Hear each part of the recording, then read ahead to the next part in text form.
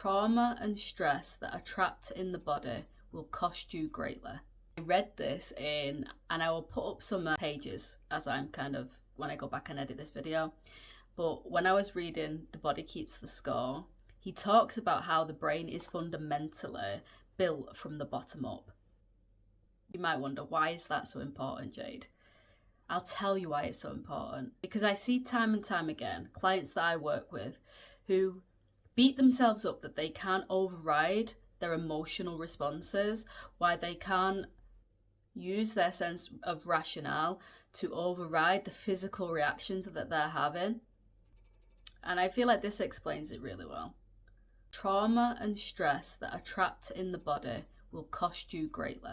The rationale and the rational logical part of our brain is actually in fact the youngest part of our brain, and it only takes up about 30% of the space. And he suggests in his research that the brain is actually built from the bottom up. And basically he goes on to explain that the first fundamental part of the brain is the part of the brain, evolutionary wise, that has been there the longest, which is the reptilian brain, which is responsible for things basically without even thinking about it. The things that you can do as a baby.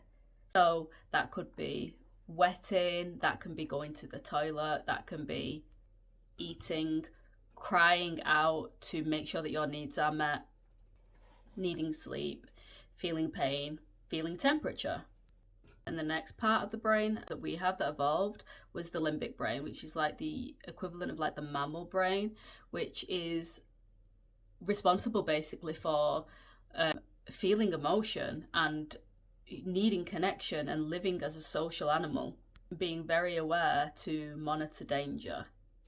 When the threat response is activated, your brain will move into a survival response, which means until the threat is dealt with effectively, which shows the importance of listening to yourself and building a healthy relationship where you understand yourself, you understand your messaging and signaling system, you understand your emotions, you understand what you can tolerate and what you cannot, you understand what your body is receiving as a threat and why. Until you can do that and until you can reduce the threat to the brain, that part of your brain, the logical part of your brain that you're always fighting with and wondering why it isn't able to be active or present in those times when you are having a meltdown or an emotional response, it will not be able to be accessed again until there is a reduce in the threat and the stress hormone in the body.